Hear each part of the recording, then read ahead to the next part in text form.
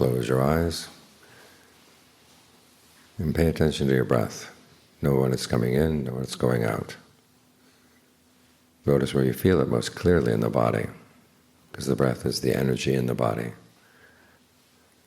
You can feel that anywhere, but where is it most prominent? And now you're breathing in, now you're breathing out. Focus your attention there. And then ask yourself if the way you're breathing is comfortable. If long breathing feels good, keep it up. If it doesn't, you can change.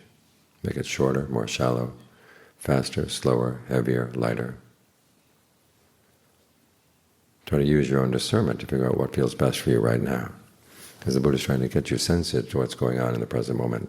Because right here is where everything is built. Everything is constructed in life in the present moment. Our lives come out of our actions, and our actions come from our intentions.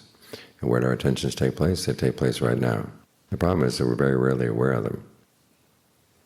We want to do something, and it's like a company where the president doesn't know what's going on down deep in the company.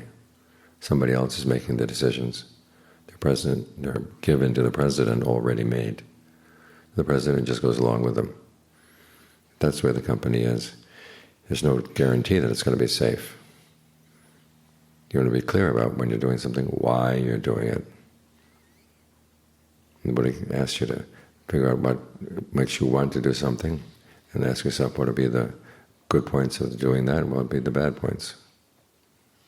Weigh them, and then decide if the bad points outweigh the good points, then you don't do it. If the good points outweigh the bad ones, then you can go ahead and try. It all sounds very reasonable. And some people object that it's too reasonable, that the mind doesn't act that way, it acts on its moods. But its moods have their reasons. They like to keep their reasons hidden, because sometimes they're not very good.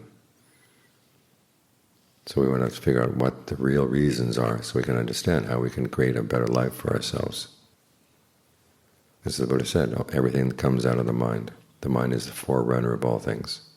So you want to make sure the mind is in good shape, and you want to make sure the mind knows itself. So I try to get the mind quiet right here, right now, so we can see what's going on inside, so we can open up the company and figure out who's making the decisions inside, and should they be making the decisions. It's in this way that you become safe.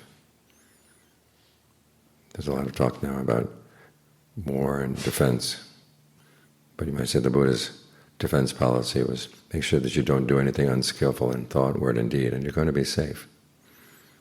Or as in his example, he says it's like holding poison. If you don't have a wound in your hand, you can hold poison, and it doesn't seep into your blood. But if there's a wound, it's going to seep in, and it's going to kill you. That wound is whatever bad karma you've had. And why did you make bad karma? Because you weren't paying attention. Somebody else inside was making the decisions, and you just kind of went along. If you're really clear about what you're doing, why you're doing it, then you're a lot more likely to be safe. And you can make up your mind. You're not going to harm anybody in thought, word, and deed. You're going to look for happiness as harmless by being generous, by being virtuous, by developing thoughts of goodwill for all beings. That kind of happiness doesn't harm you. It leaves you safe. It's an inner wealth. With worldly wealth, you're never really safe, because the more you have, the more people want to take it from you. But with inner wealth, nobody can take it from you. In fact, they're happy that you are a person of virtue and are a person who's generous. So this kind of wealth is safe and harmless. And the two go together. When you're harmless, you're safe. When you're harmful to other people, you're not safe at all. So you want to be very clear about when you're doing something, why you're doing it. Make sure that your desire for happiness is harmless, and the way you find it is harmless. And that way you're safe all around. That's the Buddha's defense policy. That's the best one in the world.